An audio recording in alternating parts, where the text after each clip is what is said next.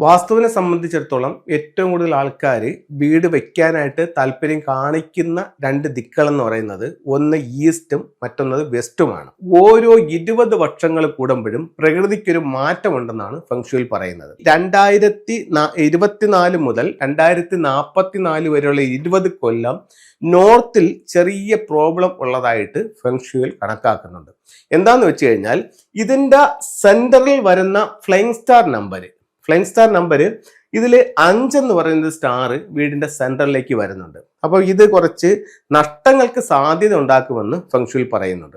അപ്പോൾ ഇപ്പോൾ ഇതുപോലെ ഒരുപാട് ആൾക്കാർ നോർത്തിലോട്ട് തന്നെ വസ്തു വാങ്ങിക്കുകയും വീട് വിൽക്കുകയും ചെയ്യുന്നുണ്ട്. അപ്പം നിങ്ങൾക്ക് നോർത്തിലോട്ട് വെക്കുന്ന വീട് ഒരുപക്ഷെ ഈസ്റ്റിലോട്ട് വേണമെങ്കിലും വെക്കാൻ പറ്റുന്ന സാഹചര്യങ്ങൾ ഉണ്ടെങ്കിൽ നിങ്ങൾ അത് നോർത്തിൽ വെക്കുന്നതിനേക്കാൾ നല്ലത് ഈസ്റ്റിലോട്ട് വെക്കുന്നതാണ്. എന്തുകൊണ്ടെന്ന് വെച്ച് കഴിഞ്ഞാൽ ഇതിന്റെ സെന്ററിൽ വാട്ടർ സ്റ്റാർ ഒരു 5 വരുന്നുണ്ട്. അത് വീടിന്റെ സെൻട്രൽ പോർഷനിൽ കുറച്ച് നെഗറ്റിവിറ്റി ഉണ്ടാക്കാനുള്ള സാധ്യത കൂടുതലാണ്.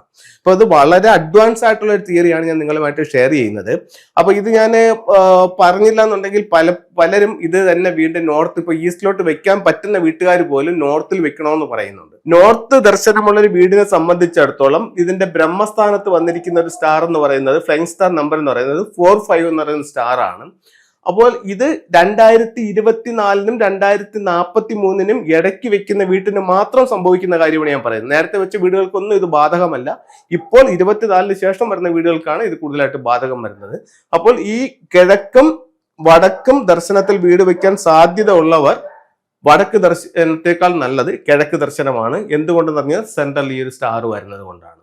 ഇവിടെ ആണെങ്കിലോ ഇത് കിഴക്ക് ദർശനത്തിന്റെ വീടാണ്. കിഴക്ക് ദർശനത്തിന്റെ വീടാണെങ്കിൽ ഇവിടുത്തെ ഒരു കോമ്പിനേഷൻ എന്ന് പറയുന്നത് 2-7 കോമ്പിനേഷൻ ആണ്. പക്ഷെ ഇവിടുത്തെ ഒരു കോമ്പിനേഷൻ 4-5 കോമ്പിനേഷൻ ആണ്. അതിൽ ഈ വാട്ടർ സ്റ്റാർ 5 അത്ര നല്ലൊരു സ്റ്റാറില്ല, കുറച്ച് നഷ്ടങ്ങൾക്ക് സാധ്യതയുള്ള ഒരു സ്റ്റാർ ആണ്. അതുകൊണ്ട് മാത്രമാണ് ഞാൻ ഈ ഒരു ഫ്ലൈങ് സ്റ്റാർ നമ്പറിലൂടെ നിങ്ങൾക്ക് ഇതിനെ ഒന്ന് പരിചയപ്പെടുത്തിയത്. അപ്പോൾ ഇത് വളരെ അഡ്വാൻസ് ആയിട്ടുള്ള ഒരു തിയറിയാണ്. അപ്പോൾ ഇത്തരം സാഹചര്യങ്ങളിൽ ഈ ഒരു ദിക്ക് ഒഴിവാക്കാൻ പറ്റുമെങ്കിൽ ഒഴിവാക്കുക, അല്ലെന്നുണ്ടെങ്കിൽ ബാക്കി ഫ്ലൈങ് സ്റ്റാർ നമ്പർ എല്ലാം കൂടെ എടുത്ത് നിങ്ങൾക്ക് അത് ചെയ്യാവുന്നതാണ്. പക്ഷെ ഇങ്ങനൊരു സംഭവം ഉണ്ടെന്നുള്ളതാണ് നിങ്ങളുമായിട്ട് ഇന്ന് ഷെയർ ചെയ്തത്. അടുത്തത് നമുക്ക് ഫെങ്ഷുയുടെ ചില ടൂളുകൾ ഉപയോഗിക്കാം. എന്തൊക്കെ ടൂളുകൾ ഉപയോഗിച്ചിട്ടാണ് ചെയ്യാൻ പറ്റുന്നത്? ഇപ്പൊ നമുക്ക് ഇതെല്ലാം സിംബോളിക് ഫെങ്ഷു എന്ന് പറയുന്നതിന്റെ ഒരു ഭാഗമാണ്. ഒരു ചിത്രം അല്ലെങ്കിൽ ഒരു രൂപം ഒരു സ്ഥലത്തിരിക്കുമ്പോൾ അവിടെ ഉണ്ടാകുന്ന ഒരു എനർജി, അത് ആ വീടിനെയും വീട്ടുകാരെയും അവരുടെ സൗഭാഗ്യത്തെയും സ്വാധീനിക്കാനുള്ള എനർജി ഉണ്ട്. ഇത് 5000-ഓളം വർഷം പഴക്കമുള്ള ചൈനീസ് വാസ്തുശാസ്ത്രത്തിൽ നിന്നിട്ടുള്ള കാര്യങ്ങൾ എടുത്തുകൊണ്ടാണ് നിങ്ങളുമായിട്ട് ഷെയർ ചെയ്യുന്നത്. അപ്പൊ ഇത്തരത്തിലുള്ള കാര്യങ്ങൾ താല്പര്യമുള്ളവർക്ക് ഇത് ചെയ്തു നോക്കാം. ഇപ്പൊ ഒരു കാര്യം നിങ്ങളിലേക്ക് വരുമ്പോൾ നിങ്ങൾ ആദ്യമായിട്ടാണ് ഇത് കേൾക്കുന്നതെന്നുണ്ടെങ്കിൽ നിങ്ങൾ ഇതിനെ പാടെ അവഗണിക്കാതെ ഇതൊന്ന് ചെയ്തു നോക്കൂ. ചെയ്യുമ്പോൾ നിങ്ങളുടെ ജീവിതത്തിൽ എന്തെങ്കിലും ഒരു വ്യത്യാസം വരുന്നുണ്ടോ എന്ന് പറയാം. ഇപ്പൊ ഞാനൊരു കാര്യം പറയാം. ഇവിടെ ഒരു വിക്ടറി ഹോഴ്സിന്റെ സ്റ്റാച്യു എടുത്തിട്ട് ഞാൻ കാണിച്ചിട്ട് നിങ്ങളടുത്ത് പറയുന്നു, നിങ്ങളുടെ വീടിന്റെ സ്വീകരണ മുറിയുടെ സൗത്ത് ഡയറക്ഷനിൽ ഇത്തരത്തിലുള്ള ഒരു വിക്ടറി ഹോഴ്സ് വെക്കുകയാണെങ്കിൽ നിങ്ങളുടെ കാര്യങ്ങൾക്ക് വിജയം ഉണ്ടാവാനും പേരിനും പ്രസിദ്ധിക്കും നല്ലതാണെന്ന് ഞാനിത് പറയുന്നു. അപ്പൊ നിങ്ങൾക്ക് ഈ ഒരു സ്റ്റാച്യു വാങ്ങിച്ചു വെക്കാം. ഇത് ചെറിയ വിലയ്ക്കും ഉണ്ട്, വലിയ വിലയ്ക്കും ഉള്ളതുണ്ട്. നിങ്ങൾക്ക് ഇഷ്ടപ്പെട്ടൊന്ന് വാങ്ങിച്ചു വെക്കാം. ഇനി നിങ്ങൾക്ക് ഈ ഒരു സ്റ്റാച്യു വാങ്ങിക്കാനുള്ള പൈസ നിങ്ങൾക്ക് ഇല്ല എന്നുണ്ടെങ്കിൽ ഒരു ചിത്രം എടുത്ത്, ഒരു വിക്ടറി ഹോഴ്സിന്റെ ചിത്രം എടുത്ത് ഞാൻ ഈ പറയുന്ന ഡയറക്ഷൻസ് നിങ്ങൾക്കൊന്ന് വെച്ച് നോക്കാം. എന്താണ് മാറ്റമെന്ന് നിങ്ങൾക്ക് സ്വയം മനസ്സിലാക്കാമല്ലോ. വളരെ ചെറിയ പൈസയല്ലേ വരുന്നുള്ളൂ. അപ്പം ഇത് എന്തായാലും റിസൾട്ട് ഉണ്ടെന്നുള്ളതിന്റെ കാര്യം ഉറപ്പാണ്. കാരണം അതുകൊണ്ടാണല്ലോ ഈ ശാസ്ത്രം ഇത്രയും നാൾ നിലനിൽക്കുന്നതും. ഇന്ന് ഫെങ്ഷുയുടെ ഒരു ടൂളെങ്കിലും ഇല്ലാത്ത ഒരു വീടുകളുമില്ല. ഒരു വിക്ടറി ഹോഴ്സോ ഒരു ലാഫിൻ ബുദ്ധയോ ഒരു വിൻചെയിമോ ഒരു ലക്കി ബോംബോ ഇല്ലാത്ത ബഹുഭൂരിപക്ഷം വീടുകളിൽ ഇതുണ്ട്. വളരെ തെന്നിതെറിച്ച് കുറച്ച് വീടുകളിൽ മാത്രമേ ഒരുപക്ഷെ ഇതില്ലെന്ന് ഇരിക്കത്തുള്ളൂ. ബഹുഭൂരിപക്ഷം വീടുകളിലും ഇത് ഉപയോഗിക്കുന്നുണ്ട്. അതിൻ്റെതായിട്ടുള്ള സ്ഥാനത്ത് അത് വെച്ച് കഴിഞ്ഞാൽ നല്ല റിസൾട്ട് കൊണ്ടുതരും എന്നുള്ള കാര്യത്തിൽ യാതൊരു സംശയവുമില്ല. അപ്പോൾ ഒരു വിക്ടറി ഹോഴ്സ് നിങ്ങൾക്ക് സൗത്തിൽ വെക്കാം.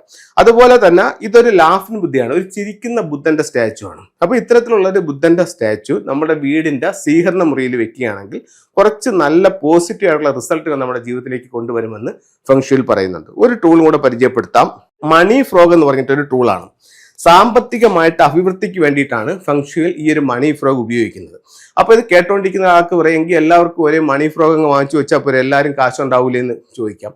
ഉറപ്പായിട്ടും നിങ്ങളത് ഉപയോഗിച്ച് നോക്കൂ. നിങ്ങളുടെ ആ വീട്ടിലേക്ക് വരുന്ന ധനവരവിൽ ഉറപ്പായിട്ടും വ്യത്യാസങ്ങൾ ഉണ്ടാകും. കൂടുതൽ സമ്പത്ത് നിങ്ങളിലേക്ക് വരാനായിട്ട് ഈ ഫ്രോഗ് മൂലം സാധിക്കുന്നതാണ്. താല്പര്യമുള്ളവർക്ക് ഇന്ന് പരീക്ഷിച്ച് നോക്കാവുന്നതാണ്. ഇത്തരത്തിലൊരു മണി ഫ്രോഗ് വാങ്ങിക്കുക. ഇതിന്റെ ചുണ്ടിൽ ഒരു ചൈനീസ് കോയിനും കൂടെ വെച്ചു കൊടുക്കുക. പ്രധാന ഡോറിന്റെ ലെഫ്റ്റിലോ റൈറ്റിലോ വെക്കുക. വീടിനുള്ളിലേക്ക് കടന്നു വരുന്ന രീതിയിലാണ് വെക്കേണ്ടത്. ഒരുപാട് പേര് വീടിന്റെ മുകളിൽ വെക്കുന്നുണ്ട്. അങ്ങനെ വെച്ചിട്ട് കാര്യമില്ല.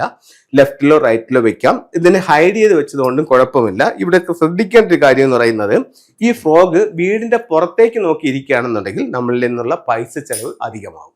അപ്പൊ എല്ലാവർക്കും എല്ലാ ഐശ്വര്യം ഉണ്ടാവട്ടെ എന്ന് പ്രാർത്ഥിച്ചുകൊണ്ട് നിർത്തുന്നു. നന്ദി, നമസ്തേ.